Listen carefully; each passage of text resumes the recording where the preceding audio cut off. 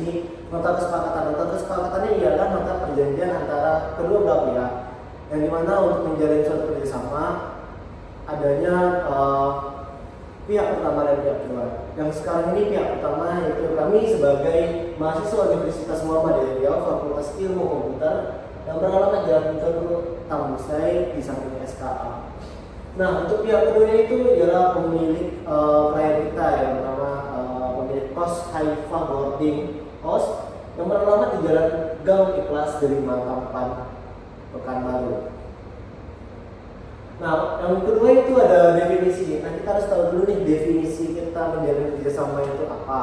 Yang pertama ialah untuk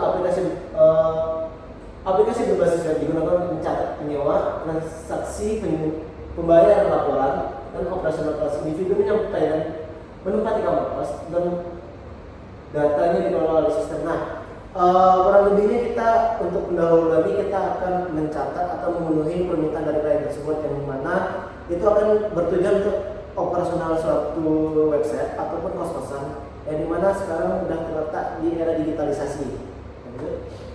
Terus di latar belakang itu pihak kedua membutuhkan sistem berbasis web yang dapat mempermudahkan pengelolaan data, penyewa keuangan dan laporan kos. Pihak pertama memiliki kemampuan dalam pengembangan sistem informasi sesuai kebutuhan pihak kedua.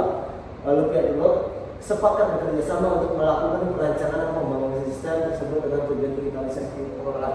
Nah, maksud saya di sini ialah kenapa pihak kedua itu membutuhkan sistem berbasis?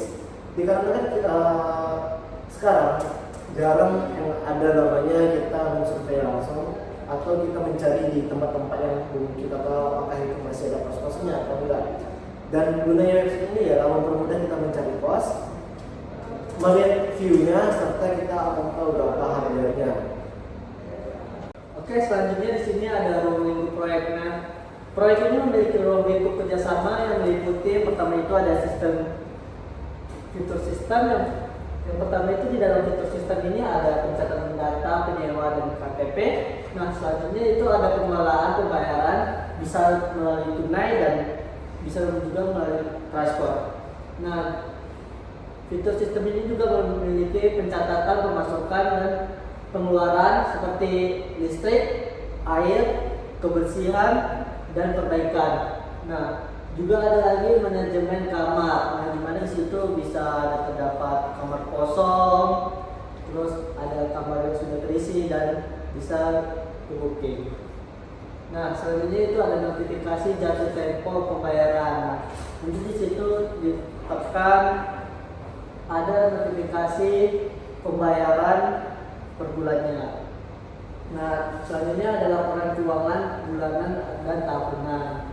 Setelah itu ekspor laporan, nah, bisa berbentuk PDF dan Excel.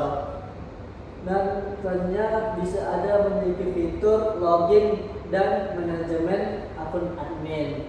Nah, selanjutnya itu ada modal UI UX berbasis web. Nah, selanjutnya ada dashboard interaktif.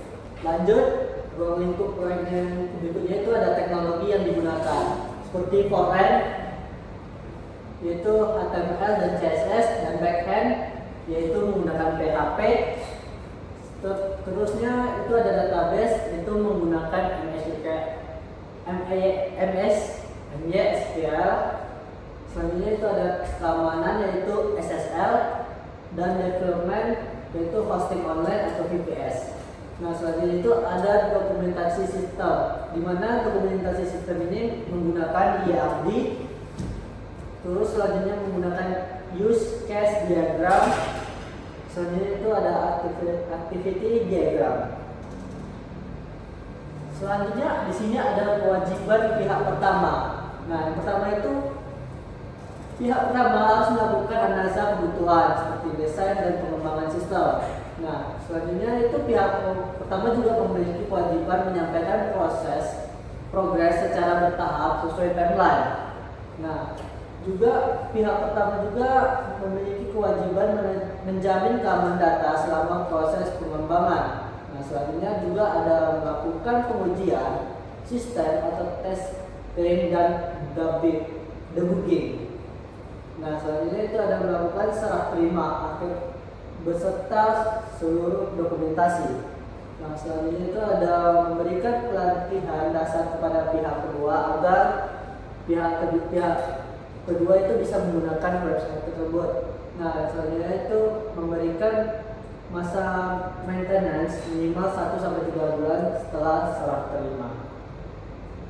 Oke, baik, lanjut. Di sini saya akan menjelaskan kewajiban pihak kedua. Jadi kewajiban pihak kedua itu yang pertama memberikan informasi kebutuhan sistem secara lengkap. Terus yang kedua menanggapi desain, prototipe dan hasil akhir sistem. Lalu menggunakan sistem dengan bijak sesuai prosedur. Lalu menjaga data yang diinput ke dalam sistem. Nah, lanjut di sini ada analisis kebutuhan dan solusi. Nah, yang pertama itu analisis kebutuhan dan solusi kebutuhan fungsional yang pertama. Di sini ada daftar kamar, terus ditambah ketersediaannya. Habis itu fasilitas dan galeri foto. Lalu kontak seperti WhatsApp dan peta lokasi. Habis itu form pemesanan online. Lanjut di sini kebutuhan non fungsionalnya. Ada desain modern dan responsif. Lalu navigasi sederhana, loading cepat. Habis itu user friendly dan aman. Oke, jadi setelah kita membahas tentang kebutuhannya, lalu kita akan membahas tentang solusinya. Nah, solusi deskripsi atau produknya itu website berbasis teknologi web modern ini. Website ini berbasis teknologi web modern. Dia menggunakan HTML, CSS, JavaScript dan juga PHP. Nah, dia juga menyediakan informasi kos secara lengkap dan mudah diakses 24 jam per hari. Terus juga solusi selanjutnya di websitenya itu nanti akan memiliki galeri, detail fasilitas, bookingnya dan integrasi Google Maps. Nah, lalu ada unique value proposition-nya. Yang pertama itu akses informasinya itu cepat tanpa harus survei lokasi. Nah, terus yang kedua solusinya itu kita bisa mempromosikan kosnya itu lebih efisien tanpa biaya yang cukup besar. Baru yang selanjutnya adalah tentu desainnya itu sangat interaktif dan meningkatkan kepercayaan penggunanya. Lanjut, baru kita masuk ke perencanaan teknis dan timeline-nya. Nah, kita mulai dengan perencanaan teknis dulu. Nah, di sini kita menggunakan metodenya yaitu waterfall. Jadi kita mulai dulu dengan analisis kebutuhan, terus lalu kita lanjutkan dengan desain UX-nya. Baru kita lakukan implementasi dalam bentuk program yaitu front end dan back end-nya. Terus juga kita masukkan fitur di dalam website itu seperti ada galeri, peta, kontak dan juga booking. Dan yang terakhir tentunya kita uji dulu, baru kita lakukan implementasi dan pastinya kita serah terima kepada klien itu. Terus juga di sini ada work breakdown strukturnya dari metodenya itu. Yaitu mudahnya ada analisis, baru kita lakukan desain, coding, integrasi, testing, dan juga tentunya deploy. Tentunya itu perencanaan teknis dan timeline. Dalam timeline itu ada 8 satu minggu. Minggu pertama sampai kedua yaitu analisis dan desain. Minggu 3 sampai 6 pengembangan sistem. Minggu 7 ke 8 yaitu pengujian dan implementasi kebutuhan sumber daya. Untuk sumber daya pertama yaitu sumber daya manusia, itu project manager. Yang kedua itu ada 2 web developer, terakhir UI UX designer.